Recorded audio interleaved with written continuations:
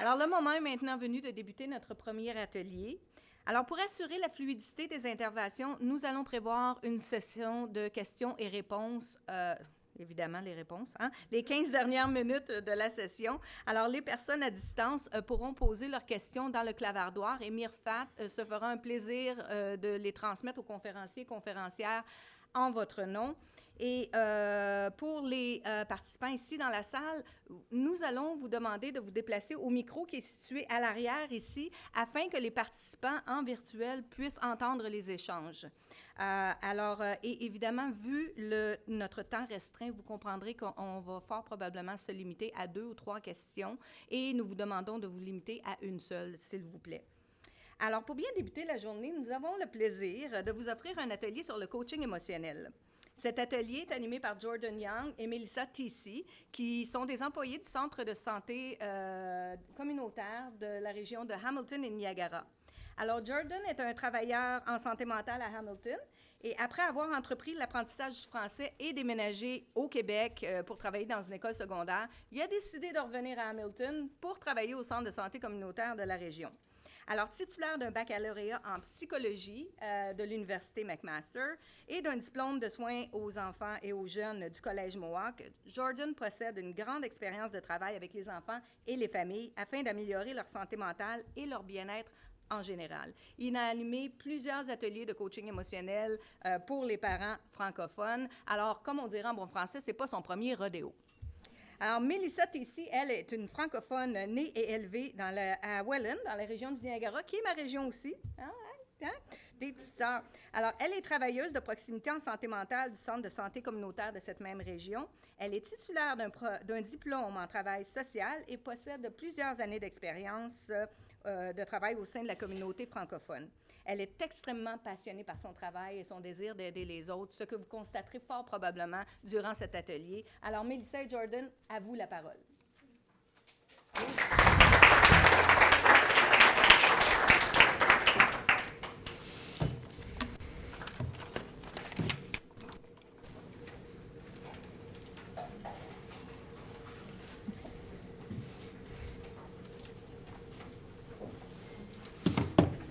On peut juste avancer le diapositive. Oui. Je vois pas la présentation. Oui. Ah, ok, super. Donc, bonjour tout le monde, bon matin, bienvenue en Ontario du Sud pour ceux qui ne viennent pas d'ici. On est super content d'être là avec vous aujourd'hui. Comme mentionné en avant, nous venons du Centre santé communautaire Hamilton-Niagara et nous sommes ici aujourd'hui pour présenter un atelier sur le sujet de coaching émotionnel.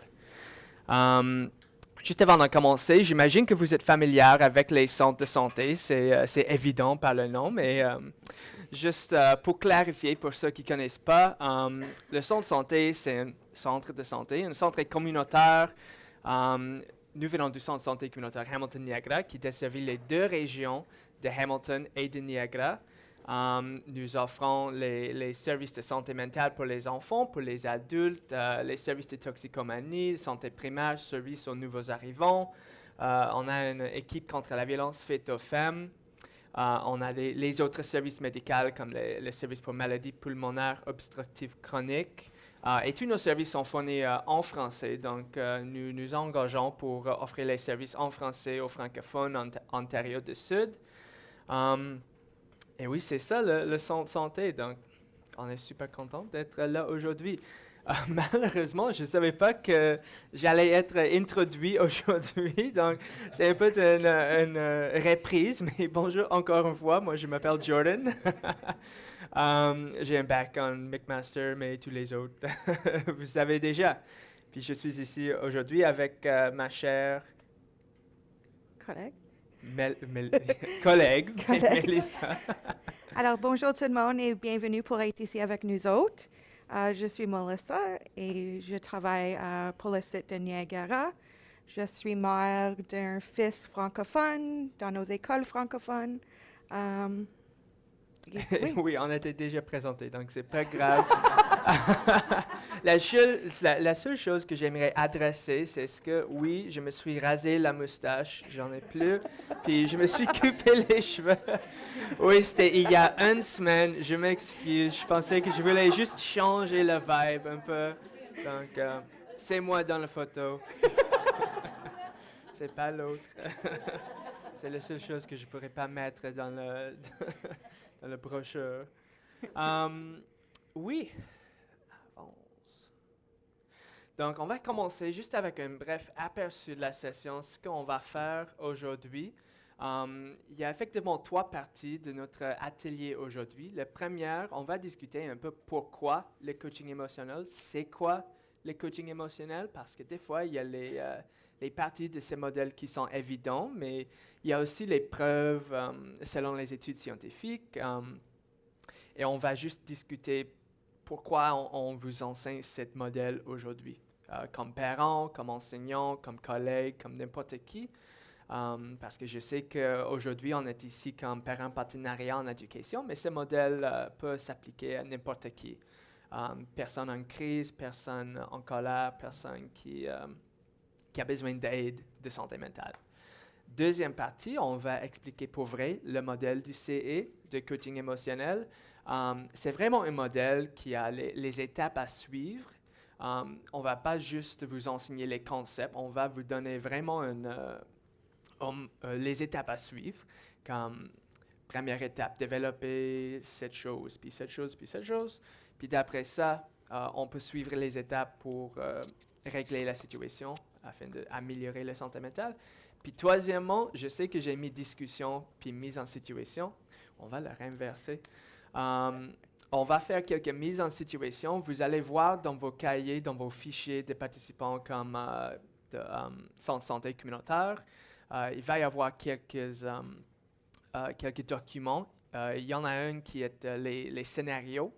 À la fin de la présentation, on va prendre les scénarios pour faire un peu de roleplay parmi vous. Pour ceux qui nous rejoignent virtuellement, le diapositive sera disponible. On va le laisser là et je vais vous demander à développer vos réponses à chaque scénario selon le coaching émotionnel, mais on va l'adresser un peu plus tard quand on arrive au bon moment.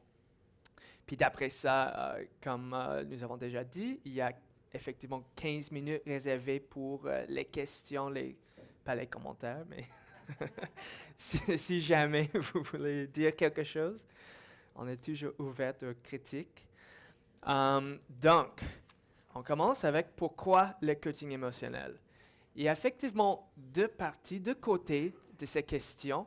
On est ici comme parent partenariat en éducation. Donc, j'ai adressé les 2 côtés de l'éducation et les relations. Donc, la première partie, c'est la réussite scolaire. Ça augmente la réussite scolaire parce qu'avec le coaching émotionnel, on peut augmenter la régulation de quelqu'un, l'autorégulation de quelqu'un. Puis avec une augmentation de l'autorégulation, les habiletés d'autorégulation qu'on va adresser un peu plus tard, on voit dans les écoles les résultats mieux développés par les enfants. Ce que ça veut dire, si un enfant est mieux capable à régler leurs émotions, à gérer les crises qui arrivent toujours dans les écoles, j'imagine que vous êtes familier avec cela. S'ils sont capables à développer les solutions eux-mêmes, les solutions saines, on voit les résultats plus positifs dans les écoles avec les mieux notes, avec les mieux notes à l'école, puis aussi à l'école post-secondary, je m'excuse, université. Ben c'est ça. Deuxième côté, c'est les habiletés sociales. Ce que ça veut dire, les habiletés d'autorégulation qu'on va vous enseigner aujourd'hui, les enfants qui sont mieux placés pour gérer les conflits parmi les amis, entre les amis, les conflits, les agressions, les émotions difficiles, qui sont capables à régler, à gérer ces situations, développent les relations mieux, plus saines, qui durent plus longtemps. qui garde les résultats mieux dans la vie. Effectivement, si on enseigne à un enfant tôt dans la vie comment régler les situations difficiles, comment établir les relations saines, ils vont continuer avec cette habileté pendant toute leur vie. Donc, on voit les résultats dans la vie plus positifs, avec plus d'autorégulation qui est enseignée par le coaching émotionnel. Boop.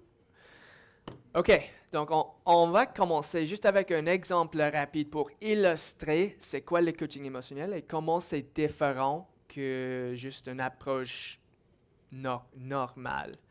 Donc, je vais vous demander à prendre une grande respiration juste pour mettre en situation. Moi, je suis en voiture sur l'autoroute, puis vous êtes là aussi, vous êtes mes passagers ou n'importe qui. On est en chemin vers un rendez-vous important. Tout d'un coup, on constate que la fumée sort de notre moteur et nous devons nous tasser sur l'accotement. Il y a beaucoup de trafic et les voitures passent très vite à côté de nous. Nous décidons d'appeler un de nos proches pour nous soutenir. Mélissa est notre proche. Je vais l'appeler, puis elle va nous donner deux exemples. Le premier, ça serait un exemple d'une réponse qui n'est pas informée par le coaching émotionnel. Puis le deuxième sera une réponse qui est bien informée par le coaching émotionnel. Puis on va essayer de remarquer quelques différences. Je vais vous inviter à écouter juste si on écoute les thèmes qui répètent pendant la deuxième réponse. Mais c'est ça. Pip, pip, pip, pip. Oui, bonjour Jordan. Oh, Mélissa, oh, je suis en crise. Oh, mon Dieu, j'étais en route à une entrevue pour un emploi, puis mon auto, c'est totalement brisé. Je ne peux pas y aller. Oh, je serai en retard. Ils vont me sortir de la bâtiment. Oh, mon Dieu, je suis complètement perdu. Oh Jordan, ce n'est pas grave. Des problèmes d'auto arrivent toujours. Au moins, c'est pas assez si pire que mon accident de l'année passée. Appelle la remorque et sois patient. Wow, merci Mélissa. Tu vraiment beaucoup de soutien là. Mais on voit que c'est une réponse qui pourrait être normale. On voit que elle a essayé bien pour me soutenir. Mais par les rires, je vois que vous voyez que ce n'était pas vraiment une bonne réponse. Parce que, oui, ça a invalidé un peu et on va l'adresser plus tard. Mais on va essayer encore une fois. On va donner Mélissa une autre chance pour m'aider parce que je suis encore en route. Je vais appeler sa sœur qui s'appelle Mélissa aussi. Donc, c'est ça. J'espère qu'elle va avoir une réponse qui est mieux que sa sœur. Peut-être sa jumelle. Pipou, pipou, pipou. Allô, Jordan? Oh, Mélissa. Oh, c'est terrible. Je suis coincé sur le côté de la roue. Oh, je suis en retard. Oh, je ne sais pas quoi faire. Je suis totalement perdu. Aide-moi. Oh, désolé d'entendre ça. Tu dois te sentir un peu frustré parce que tu vas être en retard, premièrement, et ça va te coûter beaucoup d'argent. Tu pourrais avoir peur aussi de les autos qui passent parce que c'est vraiment intense et tu es près de l'accotement. J'imagine que tu es nerveux aussi parce que tu ne sais pas ce qui va arriver exactement. En tout cas, je suis là pour t'écouter. Tu peux m'appeler ou me parler pour aussi longtemps que tu auras besoin. Tu peux, si tu veux, et puis, si tu veux, je peux te trouver un numéro d'une compagnie de remorque fiable. Fais-moi signe et je vais vous appeler. Fais la recherche à mon laptop. Oh, merci, Mélissa. T'es bien géniale, beaucoup mieux que ta sœur. Clic! Ben, il y avait quelques différences entre les deux réponses, on peut voir. Puis on va explorer c'était quoi les différences. Si vous avez remarqué quelques mots ou quelques idées qui se sont répétées pendant la réponse, pourquoi elle a utilisé ces quelques mots, pourquoi elle m'a rappelé de ma situation. Ça a l'air un peu méchant, mais on a les preuves et on a les théories pour pourquoi on répond comme ça. Donc, merci pour m'avoir indulgé pour cette réponse. J'aime bien être acteur.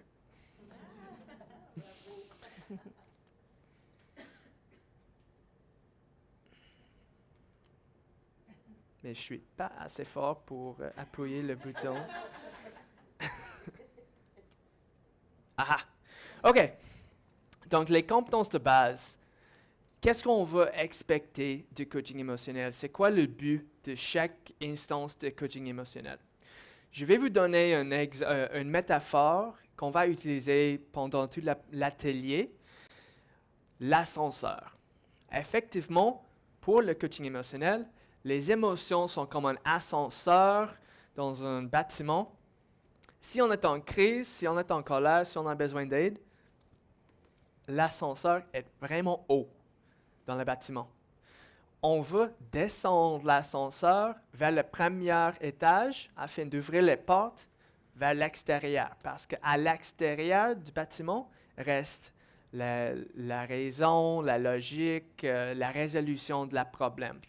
Donc, on utilise le coaching émotionnel pour descendre l'ascenseur et pour ouvrir les portes vers la résolution. C'est une façon de développer une coopération entre nous et la personne avec qui on travaille. OK. Résultat clé. Qu'est-ce qu'on peut expecter pour vrai? Dans le moment, on veut augmenter de la coopération parce que les conflits sont pas souvent résolus sans coopération. J'imagine que vous savez déjà qu'on ne peut pas imposer les résolutions, les résultats sur quelqu'un. Si on trouve une solution, mais l'autre partie n'est pas en accord avec nous, ça ne va pas fonctionner. Ils ne vont pas garder le bon chemin, ils ne vont pas être impliqués dans la solution. Donc, on va augmenter de la coopération afin de développer une solution qui peut durer longtemps, qui implique la personne qui est affectée par la crise. On va éviter de l'escalation. Effectivement, on ne veut pas que l'ascenseur monte. On veut déescalation. On veut que l'ascenseur descende. Puis, dernièrement, dans le moment, on veut promouvoir la régulation des émotions. Ben, je sais que régulation, c'est un mot qui peut dire plusieurs choses dans différents contextes. Si on était en compagnie dans une entreprise, ça se peut dire les règles pour une compagnie. Si on était en train de jouer un match de foot, ça se peut être un arbitre. Mais qu'est-ce que ça veut dire régulation des émotions, chère Mélissa? Alors, ce que ça veut dire, c'est qu'on peut contrôler et gérer nos propres émotions. Oui. Donc, c'est une façon qu'on peut contrôler les émotions. C'est comment on peut réguler les crises. Si je suis bien en colère, si je ne suis pas régulé, je veux devenir régulé pour être en contrôle de mes émotions dans la situation. C'est possible que vous êtes déjà familière avec cette définition, mais régulation des émotions, c'est ça qu'on veut dire dans cet contexte. Puis dans le long terme, on va promouvoir l'internalisation des capacités d'autorégulation. Qu'est-ce que ça veut dire autorégulation, Mélissa? Autorégulation définie pour aider et gérer l'enfant à réguler ses propres émotions et apprendre à ralentir et réagir calmement aux situations plutôt que d'être impulsif. Oui. effectivement, la régulation des émotions, ça veut dire en général être capable de contrôler les émotions. Autorégulation, ça veut dire que moi, je suis capable à me contrôler mes émotions. Donc, avec le coaching émotionnel, on développe les capacités d'autorégulation. Dans le premier cas, et ce n'est pas toujours nécessaire de commencer avec les cas les plus extrêmes, on peut commencer juste avec un désaccord par rapport de souper ou dîner, ou ce qu'on mange, ou ce qu'on va écouter sur la télévision. Mais les premières quelques fois, ça va être nous, comme co-régulateurs, qui vont aider la personne à être régulée. On va être dans l'ascenseur nous-mêmes, on va appuyer sur le bouton pour la personne. On va être co-régulateur. D'après quelques fois, la personne va apprendre comment se réguler. Ils vont développer et internaliser les capacités d'autorégulation. Ce que ça veut dire, ils seront capables à juste descendre l'ascenseur eux-mêmes pour sortir du bâtiment eux-mêmes. Et c'est ça le but de coaching émotionnel. On va développer les capacités d'autorégulation. Et c'est comme ça qu'on peut voir les meilleurs résultats qu'on a mentionnés au début dans la vie scolaire et dans la vie sociale. Ça vient avec les améliorées capacités d'autorégulation.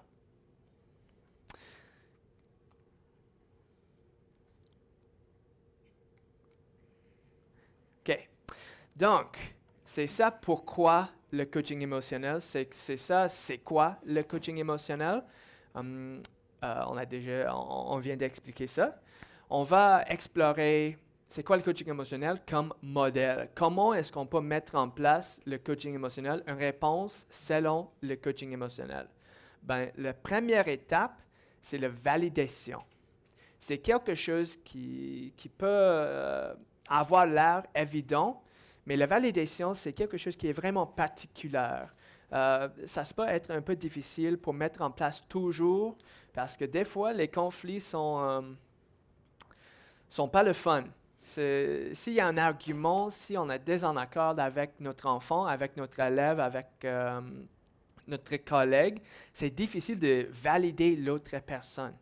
C'est bien difficile. Donc, on va développer une méthode pour comment valider. Comment et pourquoi valider. Donc, comme ça dit sur la diapositive, la validation, c'est communiquer qu'on comprend pourquoi la personne ressent ce qu'elle ressent. Ça implique se mettre à sa place et communiquer que ses émotions sont normales et acceptables. C'est vraiment important cette dernière partie. Parce que si une personne se sent compris, c'est comme ça qu'on peut améliorer la coopération dans une situation. Donc, je vais demander de chère Melissa, pourquoi est-ce qu'on utilise la validation? Je viens d'expliquer ce que ça veut dire, c'est quoi les résultats, mais pourquoi est-ce que la validation résulte dans plus de coopération? Qu'est-ce que ça veut dire? Alors, la recherche nous dit que quand une personne se sent validée, son cerveau relâche de l'oxytocine, une molécule qui rejoint des récepteurs et aide la personne à s'autoréguler. Alors, la validation oxytocine dans le cerveau égale plus d'autorégulation. Les proches aides peuvent agir en tant que co-régulateurs temporaires pendant que le proche développe, augmente l'autorégulation. Oui. Donc, effectivement, avec la validation, notre cerveau relâche l'oxytocine. C'est prouvé par les études scientifiques. Donc, ce n'est pas juste une théorie. On peut voir dans le cerveau que si on valide quelqu'un, même si c'est difficile, même si on ne veut pas valider quelqu'un, ça va relâcher de l'oxytocine et ça va augmenter de la coopération. Donc, on va toujours cibler la validation pour descendre l'ascenseur. Effectivement, l'oxytocine descend l'ascenseur pour la personne. C'est vraiment important. Oh non! Oh, je m'excuse. OK. Oh non! J'avance. Non, j'avance. Je veux reculer. Je m'excuse. OK. Fermez les yeux, s'il vous plaît. OK, on est là. Je pense, oui, on est là. OK, donc il y a deux concepts qui sont le contraire, et pas toujours le contraire de validation, mais les concepts qui ne sont pas la validation. Première, la minimisation. Valider, c'est le contraire de minimiser, dire à la personne que la situation n'est pas grave ou pas importante. Si on se rappelle, quand j'ai appelé la méchante jumelle de Melissa, elle a dit, premier mot, première phrase, « Ah, c'est pas grave ça. » Des fois, on veut dire ça, on veut calmer quelqu'un en disant, « Oh, ta situation, c'est pas si grave. On peut trouver une solution. » Mais si on minimise leurs émotions, leurs réactions à une situation, ils vont imaginer qu'on ne comprend pas leur situation. Ils vont imaginer que pourquoi est-ce que tu peux me fournir une solution si tu ne comprends même pas pourquoi je suis élevé, pourquoi je suis fâché. Tu ne comprends même pas mes émotions. Donc, on ne va jamais minimiser la personne avec qui on travaille parce que ça va monter l'ascenseur. C'est aussi pas le sympathiser. C'est différent parce que des fois, on ne peut pas sympathiser avec une situation. C'est juste insupportable. Mais ça ne veut dire pas qu'on peut valider leurs émotions. C'est important, même si on ne supporte pas les réactions, les émotions, la situation, c'est important qu'on valide quand même la personne, leur situation, puis le plus important, leurs émotions. C'est super important à faire ça. Et ces deux concepts sont des fois mélangés avec la validation. Et des fois, ces deux concepts sont utilisés avec les bonnes intentions, mais ils ne sont pas compatibles avec le coaching émotionnel. C'est ça. Ben, comment est-ce qu'on peut valider? Okay? Vous pouvez ouvrir vos yeux. Je sais que vous avez fermé vos yeux comme je vous ai demandé. OK. Donc, je vais vous poser une question. Ben, et Melissa va agir comme vous. Je peux comprendre pourquoi vous pourriez ressentir comme ça, blank. Qu'est-ce que ça nous tente à dire pour le blank? C'est quel mot qu'on peut utiliser pour ce blank? Je peux comprendre pourquoi vous pourriez ressentir comme ça. Oui, j'ai entendu de l'audience. Merci. Normalement, j'ai plus de participation de l'audience, donc je vous remercie. Mais je sais, je n'expecte pas la participation parce qu'on est en horaire, on veut être vraiment à l'heure. Mais, donc, cette partie de l'atelier devient un peu fou juste parce que j'utilise les mots dont je parle souvent, mais pas dans le contexte dont je parle. Donc, je peux comprendre pourquoi vous pourriez ressentir comme ça, mais ce n'est pas une bonne réponse. Parce que, mais, c'est par nature invalidant. Si on utilise le mot mais, automatiquement, ça invalide la première partie de la phrase. Effectivement, j'ai adoré le dîner, mais c'était trop salé. Donc, j'ai pas adoré le dîner. Ou, j'adore ta robe, mais c'est trop long. Okay, donc, j'adore pas ta robe. C'est un désaccord entre les deux parties de la phrase. Donc, on ne va jamais utiliser le mot « mais » parce que ce n'est pas constructif selon le coaching émotionnel. Ça veut dire pas qu'on ne peut pas utiliser le mot « mais » dans notre vie propre. Vous pouvez utiliser le mot « mais » des fois. Je vais l'utiliser souvent dans cette présentation. Mais si on est en train d'utiliser le modèle de coaching émotionnel, on va toujours éviter le mot « mais ». Donc, Melissa, chère Melissa, la bonne jumelle, quel mot est-ce qu'on peut utiliser en place de « mais » ? Il y a effectivement deux mots. Ben, « mais » c'est le premier mot. C'est quoi le deuxième mot? Peut-être parce que. Oui, parce que, une autre conjonction. Effectivement, parce que ça implique qu'on peut comprendre la personne, on peut comprendre leur émotion. Ça fait la phrase validant. Parce que ça veut dire que, oui, je te crois, je comprends la connexion entre les actions et les émotions. Je peux comprendre pourquoi vous pourriez ressentir comme ça parce que tu te sens jugé, quoi que ce soit. Donc, on va toujours utiliser le mot parce que. Comment est-ce qu'on peut utiliser le mot parce que? Chère Mélissa va nous aider si je peux avancer le diapositive. Voilà. Oh, je m'excuse, je me suis trouvé un peu en avance, mais valider, je veux juste expliquer un peu de plus comment on peut commencer les phrases de validation. Comment valider? C'est bien facile. On veut juste utiliser les mots de validation, les mots de compréhension. On va communiquer notre compréhension de leur expérience comme je comprends que, je pourrais imaginer que, sans doute que, ça aurait du sens que, quand je me mets à ta place, je pourrais imaginer que, on peut juste mettre les propres situations dans chaque phrase d'après le mot que pour faire une phrase de validation. Je comprends que tu ne veux pas faire tes devoirs, prochain mot, parce que ton émission de télévision préférée est maintenant. Donc, on va toujours utiliser, on va commencer les phrases de validation avec les mots de validation qui sont, il n'y a pas une limite, c'est juste comment on utilise le mot.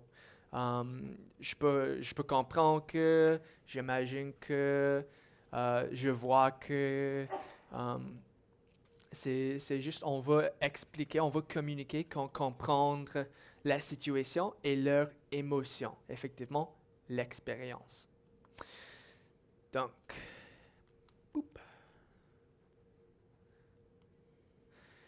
comment est-ce qu'on peut faire ça?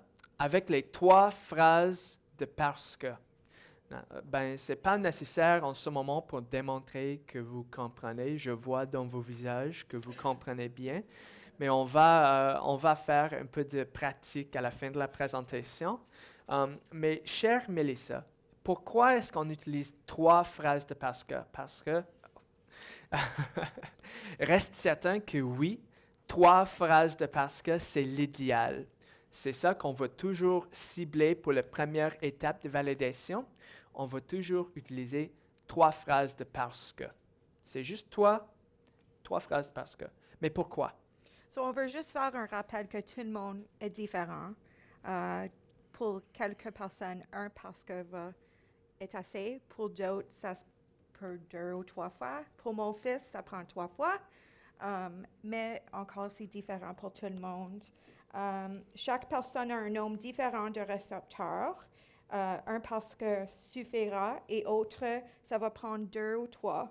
Les chercheurs ont trouvé qu'avec 3 parce que, nous rejoignons la vaste majorité de la population.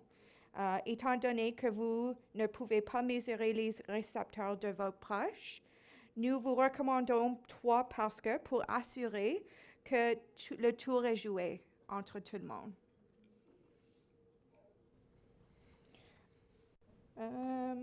Mettez-vous en diapason de ton de voix et volume avec vos proches. Par exemple, si il ou elle se sent triste, parlez doucement et lentement. Si il ou elle se sent en colère, exprimez-vous avec énergie mais sans colère. Cela calmera littéralement les circuits émotionnels du cerveau de l'enfant. Oui. Donc, effectivement, les 3 phrases parce que, c'est comme ça qu'on peut descendre l'ascenseur assez pour être capable de sortir de la situation. Ça fait référence à l'oxytocine. Avec les 3 phrases parce que, notre cerveau va relâcher assez d'oxytocine pour être capable de sortir de l'ascenseur sur le premier étage. Si on se rappelle, c'était un mot qui était répété par Mélissa, la bonne jumelle de Mélissa, plusieurs fois. pendant le premier exemple. Elle a dit, je peux comprendre je peux comprendre que tu es frustré parce que tu serais en retard pour ton réunion. Je peux comprendre que tu as peur parce que les autos passent vite à côté de toi.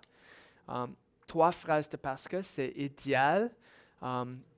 Et si jamais on avance à la prochaine étape et on se sent que la personne est encore un peu gardée, n'est pas sur le premier étage, ça veut dire juste qu'on n'a pas bien identifié les émotions.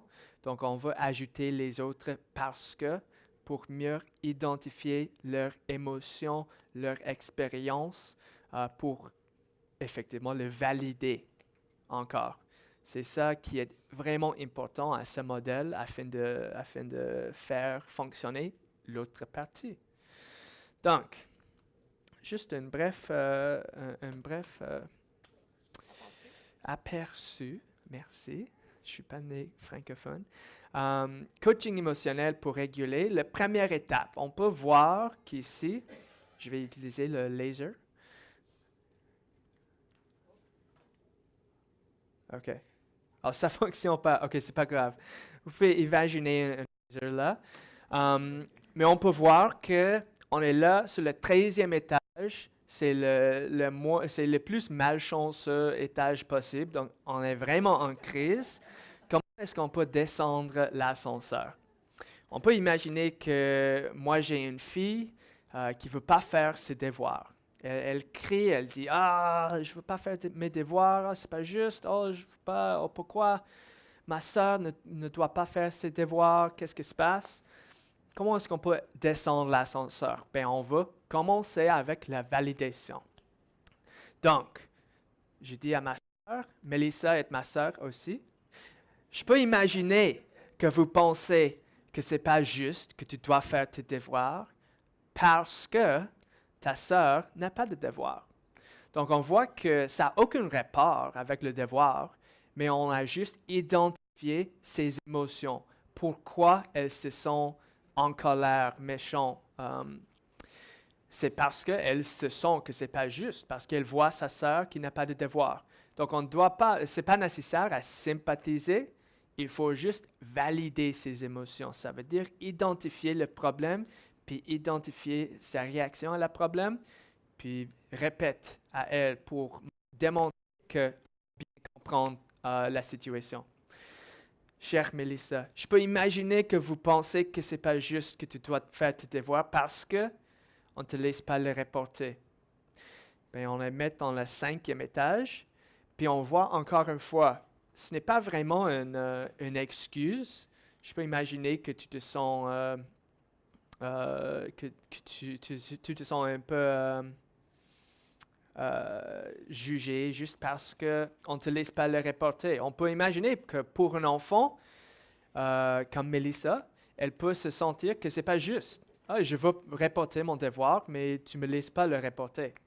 Donc, on identifie que oui, elle se sent que ce n'est pas juste. On est en accord, on est seulement, nous deux sommes dans l'ascenseur afin de le descendre. Puis dernièrement, je peux imaginer que vous pensez que ce n'est pas juste que tu dois faire tes devoirs parce que tu travailles déjà beaucoup à l'école. Oui, l'ascenseur est sur le 2e étage, mais vers le 1er étage. On va dire que c'est juste encore en descente. Mais oui, on a identifié qu'elle se sent qu'elle travaille déjà beaucoup à l'école. Donc, pourquoi est-ce que c'est juste qu'elle doit faire le travail et elle encore? Il faut juste identifier les émotions, les situations, pourquoi la personne se ressent, pourquoi elle se ressent, puis répète ça à la personne. C'est comme ça que le coaching émotionnel fonctionne et c'est comme ça qu'on peut descendre l'ascenseur. Donc, la porte est maintenant ouverte au soutien. On a bien descendu l'ascenseur vers le 1er étage avec nos phrases de parce que, avec la validation. C'est quoi la prochaine étape? Ben, il y a seulement 2 étapes.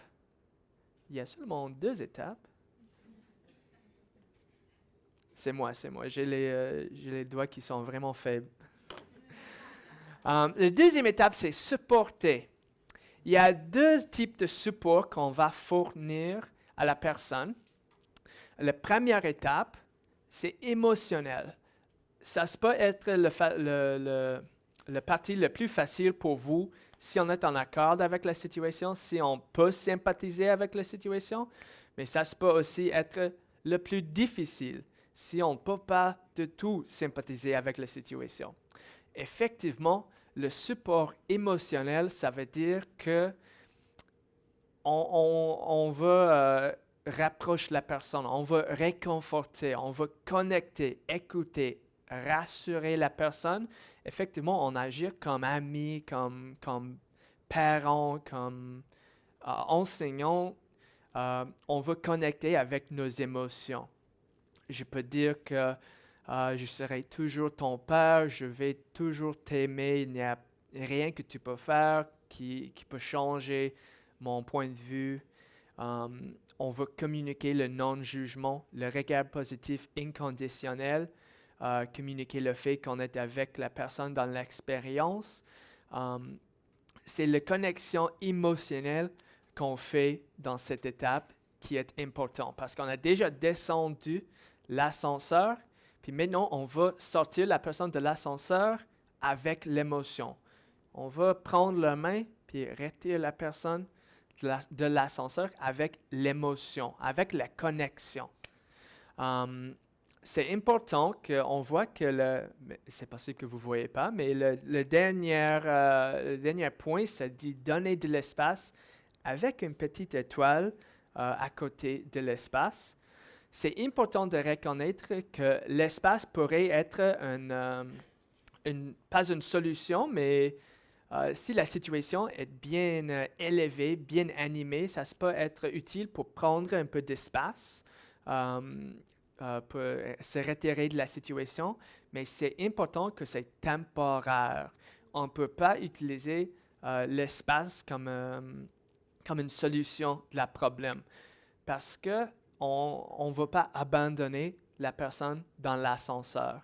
Si on descend de l'ascenseur vers le premier étage, on peut voir que la personne est prête pour développer une solution ensemble, mais peut-être la personne est encore un peu en colère. On peut dire, OK, tu peux t'installer dans ta chambre, pas comme une punition, mais si tu as besoin d'un peu d'espace, tu peux t'installer dans ta chambre pendant 15 minutes ou 30 minutes, mais c'est important qu'on revienne après. C'est vraiment important qu'après, après qu'on a établi qu'il ou elle a besoin d'espace, on développe un plan pour retourner, pour développer une solution. On ne peut jamais juste laisser la personne dans l'ascenseur, dans la situation, parce que la personne va prendre les mauvais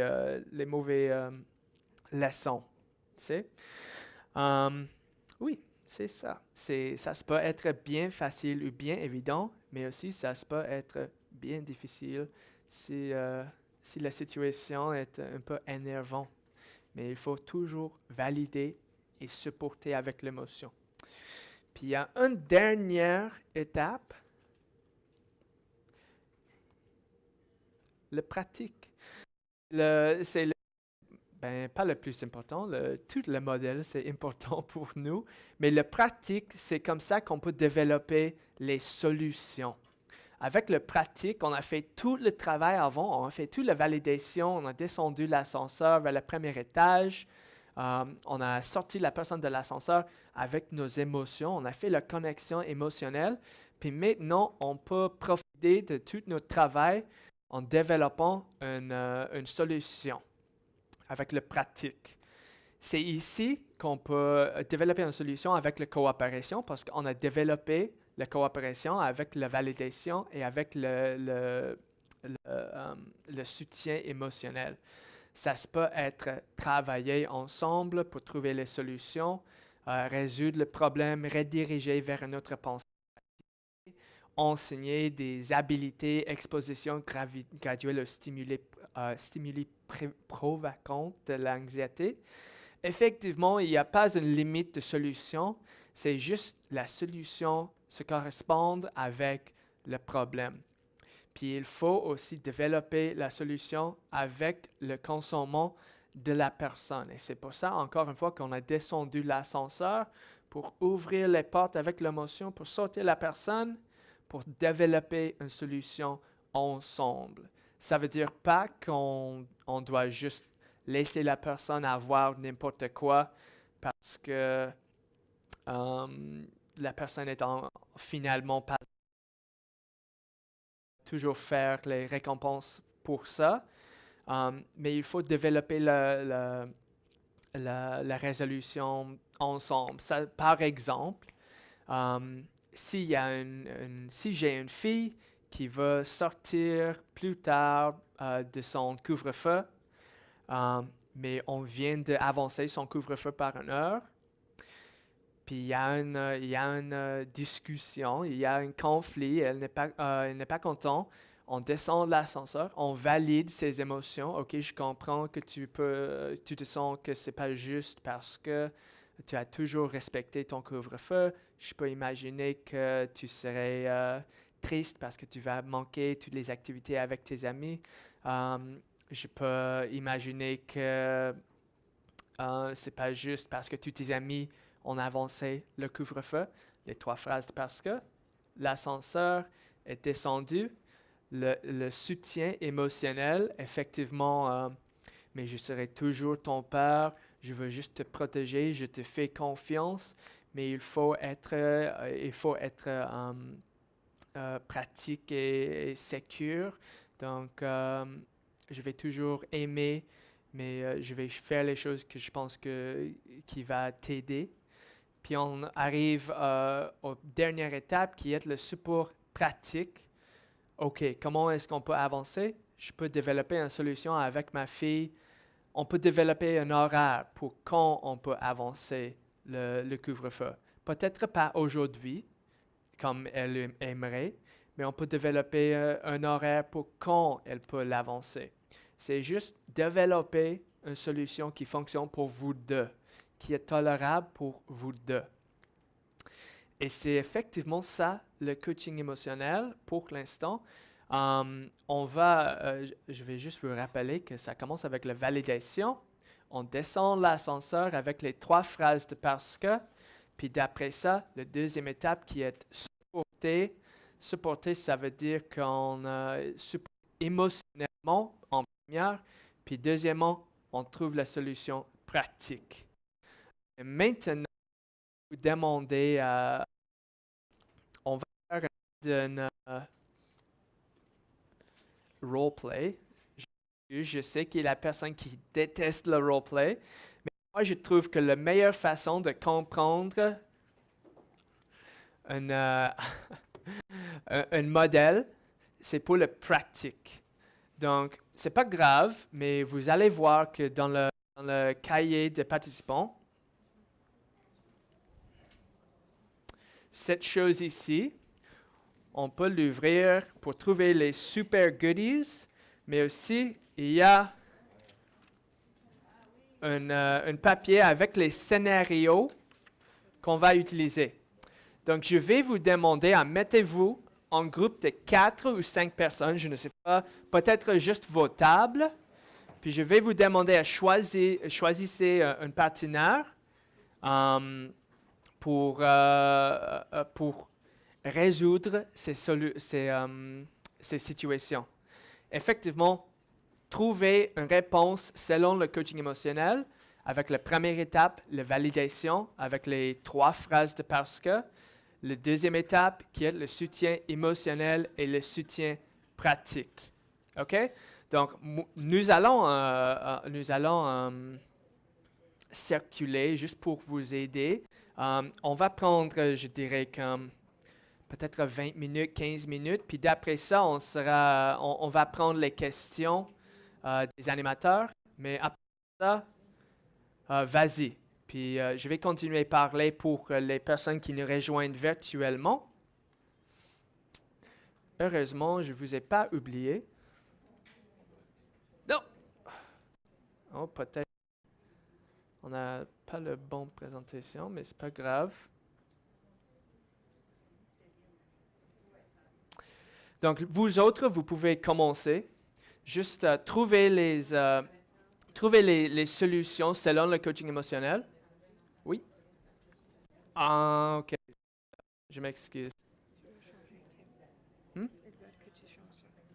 Change. L'autre côté? OK, c'est pas grave.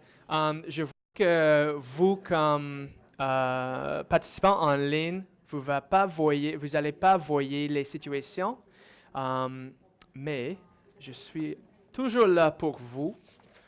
Je vais vous lire les situations, puis vous pouvez développer les réponses de coaching émotionnel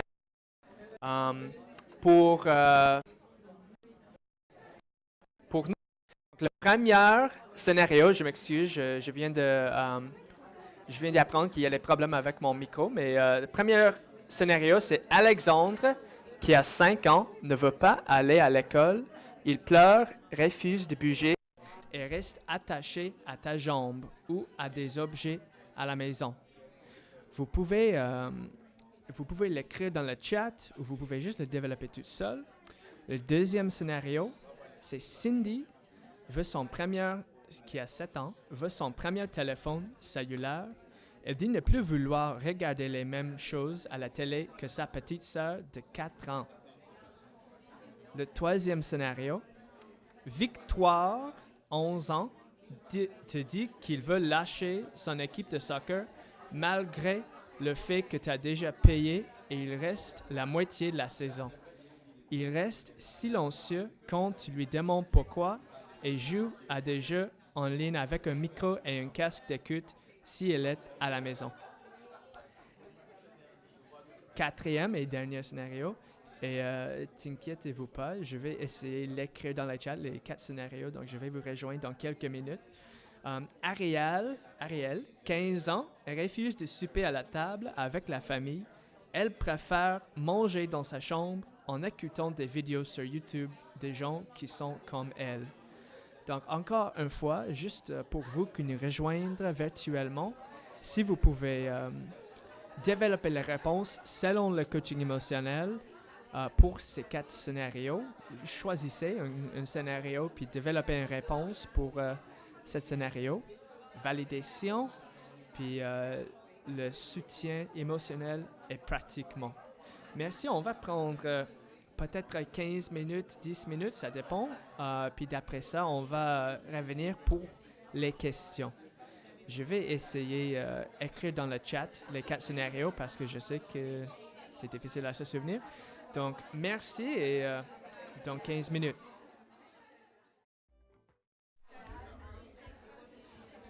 Bonjour tout le monde. Alors, nous en sommes maintenant à la période des questions.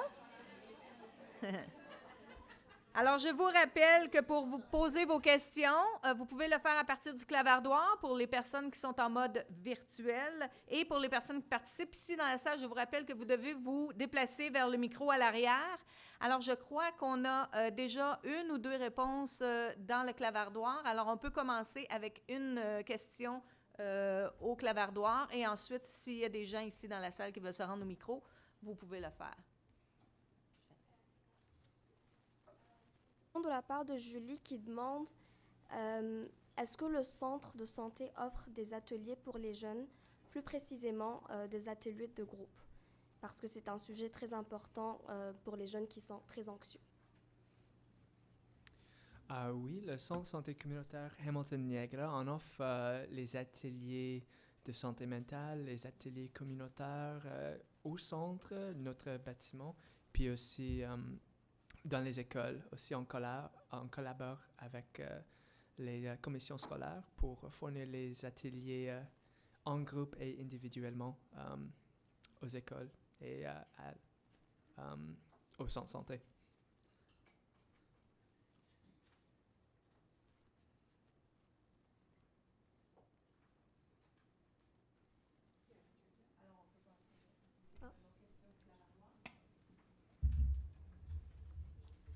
Est-ce que je continue avec la deuxième question? Parfait. Alors, c'est une question de la part de Steph qui nous demande il semble qu'en cas de dérégulation, une crise, il arrive fréquemment que mon enfant excusez-moi, il arrive fréquemment auprès de mon enfant que le contact ne soit pas en mesure de se faire. Si l'émotion est très haute, on dirait que rien ne passe, même pas la validation. Y a-t-il quelque chose qui pourrait être fait dans ces circonstances? Dans ces circonstances, on peut attendre, c'est comme on peut créer un peu d'espace, mais il faut toujours utiliser la validation. Je comprends que des fois, ça se peut avoir l'air que notre enfant ne peut pas nous entendre, mais dans la situation, il faut toujours essayer de valider. Même si on ne reçoit pas les bons signes, même si on ne reçoit pas que la personne nous entende, il faut essayer à valider. Puis si la personne est trop élevée, que c'est vraiment une crise de colère qui est pas gérable, on peut donner un peu d'espace, mais il faut toujours revenir pour réguler la situation plus tard. Merci.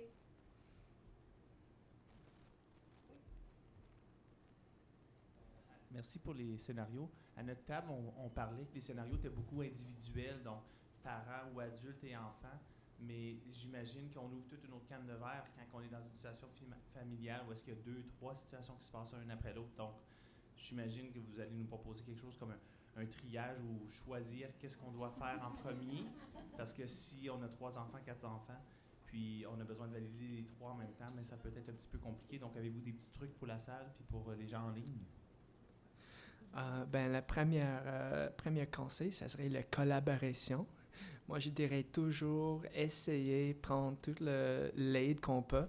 Donc, si jamais on peut utiliser l'aide, si on a un copain, un mari ou une mariée, on peut utiliser l'aide de notre mari.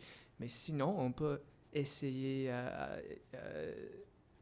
utiliser les autres enfants pour réguler la situation. Ça se peut avoir l'air un peu bizarre si les 3 enfants sont en colère, mais on peut trouver les raisons pourquoi un enfant aimerait nous aider, comme on peut offrir les récompenses ou on peut triager comme ça. Mais avec 3 enfants en même temps qui sont en crise, ça se peut être un peu difficile. Je dirais, si c'est la même crise, si les 3 enfants sont en colère à cause de dîner ou à cause il n'y a personne qui peut choisir l'émission de télévision, je dirais on peut le traiter comme une seule personne. Donc, on peut valider les émotions de chacune afin de descendre l'ascenseur. C'est juste qu'il y a 3 personnes dans l'ascenseur dans ce cas. Donc, s'il y a une crise comme ça, on peut le traiter comme les 3 personnes sont une personne dans l'un ascenseur. Ça se peut être un peu plus difficile parce que c'est 3 personnes en place d'une personne. Mais encore une fois, la validation, c'est validé par la science. On va toujours juste promouvoir le relâche d'oxytocine dans le cerveau afin de promouvoir la collaboration. Donc, ce qu'on peut faire pour relâcher l'oxytocine, on devrait le faire. Donc, les 3 personnes dans l'ascenseur, si ça fait du sens. Allô, bonjour. Ma question est la suivante.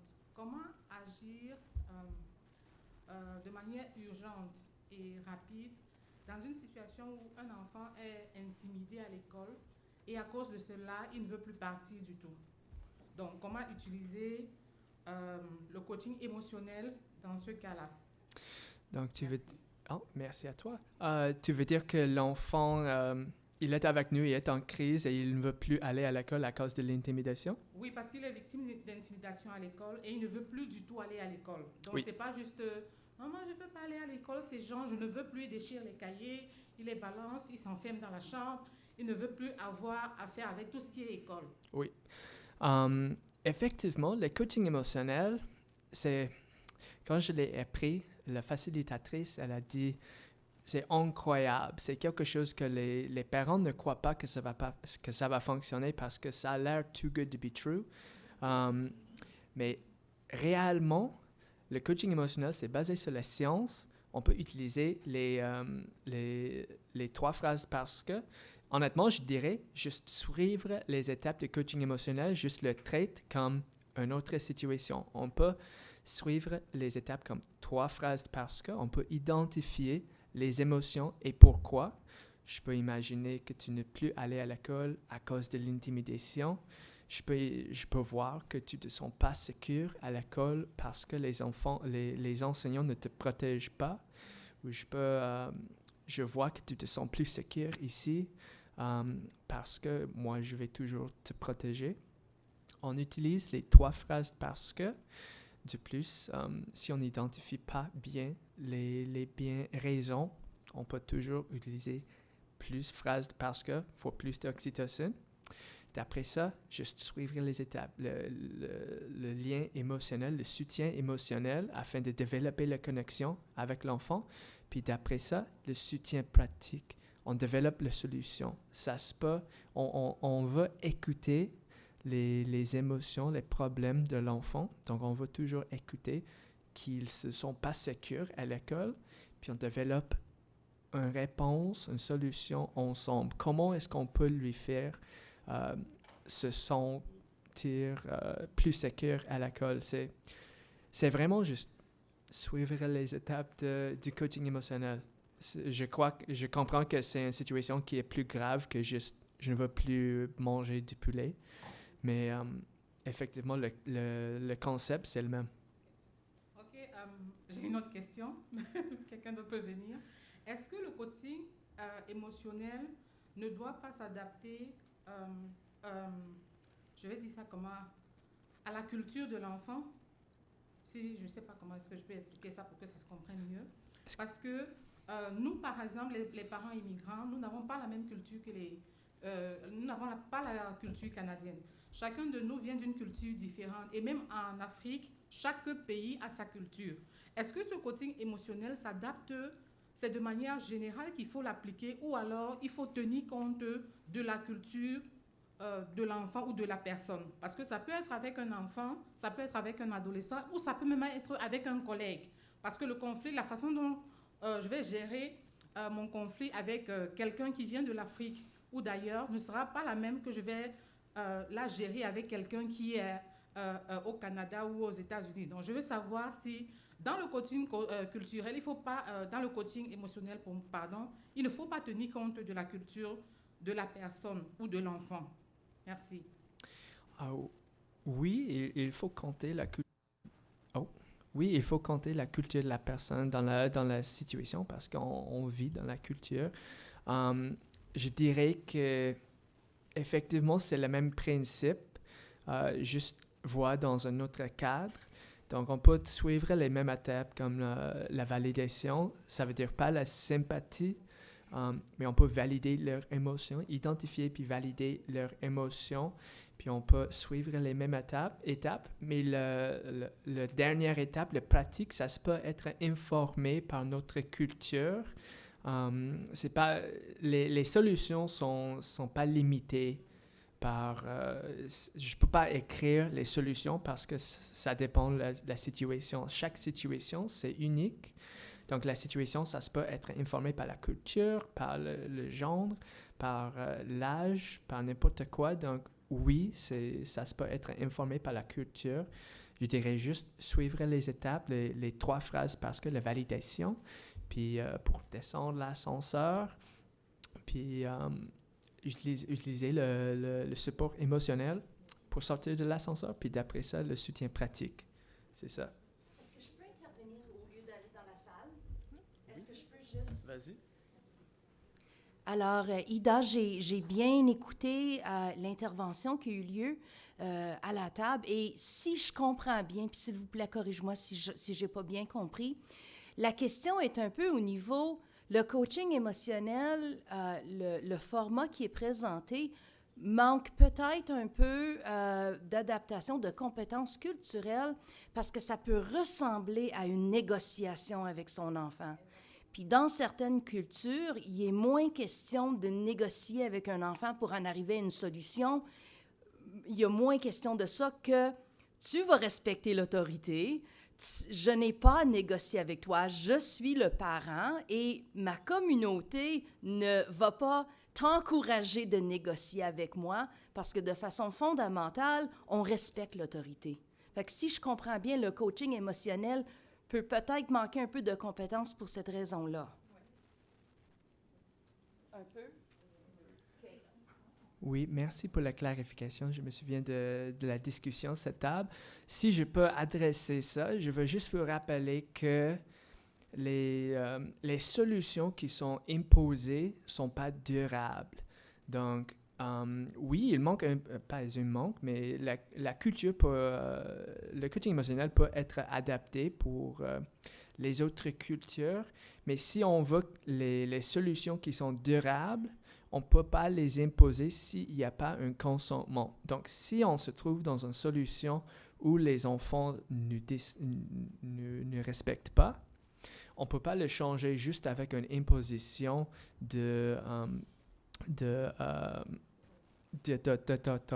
d'autorité.